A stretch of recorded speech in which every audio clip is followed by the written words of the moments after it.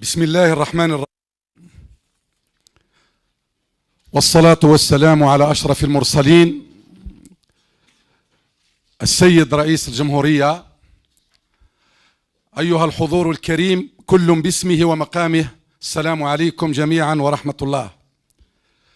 السيد الرئيس، بعد الحراك المبارك الذي أسميتموه المبارك، الذي كان لولاية خنشلة الدورة البارزة في بداياته الأولى، وبعد إرساء دعائم المسار الدستوري الذي مهد لاستقرار مؤسسات الدولة تمتينا للحمة الوطنية ورصا للجبهة الاجتماعية، وإرساء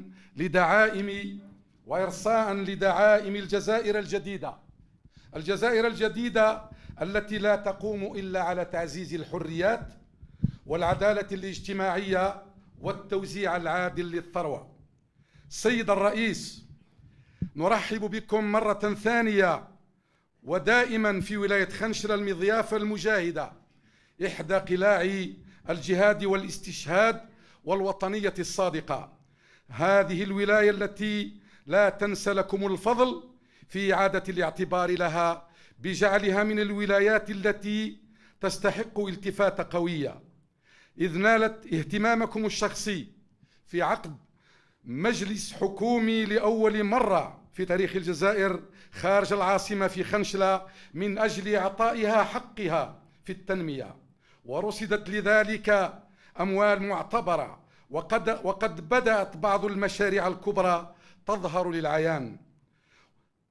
إلا أن هذه الوتيرة سيد الرئيس التنموية ما زالت غير كافية لما عاشته هذه الولاية كما ذكرتم من تهميش لمدة طويلة من الزمن، مما جعلها بحاجة إلى مرافقتكم وبرمجة جملة من المشاريع الهامة التي تساهم في التنمية وفك العزلة عن هذه الولاية الصابر أهلها، ذات المقومات الفلاحية والسياحية بامتياز، مما يؤهلها لتكون قطبا اقتصاديا رائدا. وفي هذه العجالة نذكر بعضا من هذه المشاريع الملحة لولايتنا: تمكين ولاية خنشلة من حصص سكنية معتبرة في شتى الصيغ، خاصة في البلديات الكبرى ذات الكثافة السكانية كخنشلة، قايس المحمل، ششار وغيرها من البلديات، نظرا للطلب الهائل على السكن. وهنا أسجل السيد الرئيس، وخاصة بعد الزيادات التي عرفتها الأجور في عهدكم، أن يعاد النظر في المقياس الخاص بالاستفادة من السكن الاجتماعي، ألا وهو 24,000 دينار جزائري، نظرا لما تعرضت له الطرقات خاصة في المدن الكبرى خنشلة، قايس المحمل، أولاد رشاش وغيرها من البلديات، نتيجة تفعيل الورشة الولائية الكبرى لمشروع تجديد شبكة المياه الصالحة للشرب، وهذا يدخل في البرنامج التكميلي لسيادتكم. نطالب بتحسين التهيئة الحضرية لها وإعادة الاعتبار للنسيج العمراني بمختلف البلديات، دعم التعريفة الكهربائية للفلاحين بالمنطقة الجنوبية كما هو الحال بالولايات المجاورة بسكرة ووادي سوف، دعم قطاع الفلاحة باستثمارات عمومية بمختلف التخصصات والشعب الفلاحية، وخاصة بالمنطقة الجنوبية تشجيع الاستثمارات الأجنبية واستقطاب الشركات العالمية والوطنية للاستثمار الفلاحي بالولاية، دعم الولاية بمصنع لتركيب الآليات والعتاد الفلاحي للمساهمة في امتصاص البطالة من جهة، وتوفير العتاد وقطع الغيار للفلاحين من جهة ثانية، إنجاز المسالك الفلاحية المحسنة عبر كامل بلديات الولاية وخاصة بالمنطقة الجنوبية، إنجاز السدود والحواجز المائية كسد بودخان، سد الرخوش، سد الولجة وسد حويرة، للحفاظ على الثروة المائية لأهميتها الفلاحية والاقتصادية والاجتماعية والسياحية، تزويد سهول ولاية خنشلة الشمالية بمياه سد بن هارون، إنجاز محطات تصفية المياه الصرف الصحي لمياه الصرف الصحي بكل من البلديات ولد رشاش، عين طويلة، يابوس والحامة. إنجاز محيطات السقي الفلاحي ابتداء من محطات تصفية المياه المستعملة المحمل، بابار وششار. تهيئة ضفاف الوادي المار بوسط المدينة، مدينة ولد رشاش، لحمايتها من الفيضانات. إنجاز طريق مزدوج بين وادي سوف وبلدية ششار لأهميتها الاقتصادية والاجتماعية، من وادي سوف إلى عنابة مرورا بخنشلة ليصبح شريانا اقتصاديا هاما. تحويل الطريق الرابط بين خنشلة وتبسة مرورا بولد رشاش إلى طريق مزدوج لأهميته الوطنية والدولية. تحويل الطريق الرابط بين بلدية بابار وششار إلى طريق مزدوج. ربط السكة الحديدية بالمنطقة الجنوبية للولاية لفتح طريق تجاري للمنتجات الفلاحية بالمنطقة الجنوبية. ربط السكة الحديدية بين باتنا وخنشلة. إنشاء مطار بولاية خنشلة.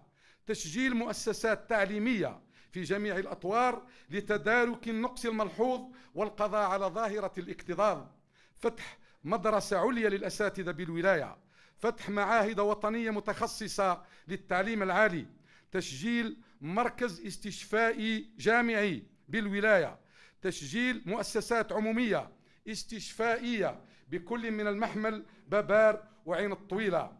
هذه البلدية الأخيرة عين الطويلة التي ليست في منطقة الأوراس وليست في منطقة الجنوب، فهي البلدية الوحيدة المحرومة من منحة منطقة الأوراس ومنحة المنطقة.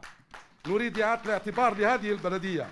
تسجيل مستشفى تعويضي لقايس ب 240 سرير.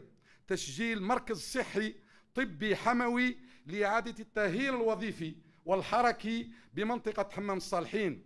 تدعيم المؤسسات الاستشفائية عبر الولاية بأجهزة سكانار وأجهزة الرنين المغناطيسي والأطباء الأخصائيين.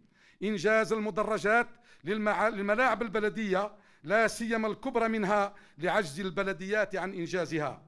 تصنيف غابة ولد ملول ولد يعقوب وبو حمامة كحظيرة وطنية.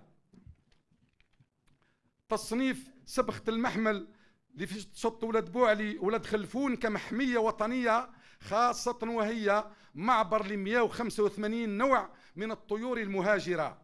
تقديم تسهيلات لإقامة مرافق سياحية خاصة بالمنطقة الحموية، حمام الصالحين وحمام الكنيف، لجلب الاستثمارات بالمنطقة والتقليل من نسبة البطالة بالولاية.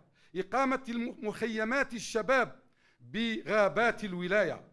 تسجيل مشروع الكهرباء الريفية، للعلم أن أغلبية البناءات الجديدة الريفية المنجزة بدون كهرباء.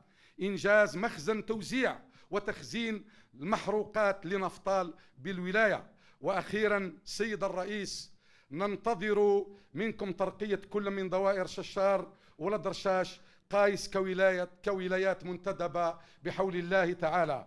ولكم سيد الرئيس جزيل الشكر والعرفان.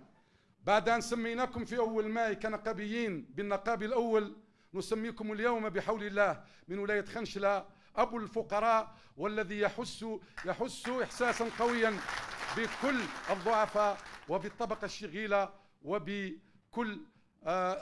وبكل المواطنين البسطاء في هذه المناطق، خاصة مناطق الظل. وشكرا لكم والسلام عليكم.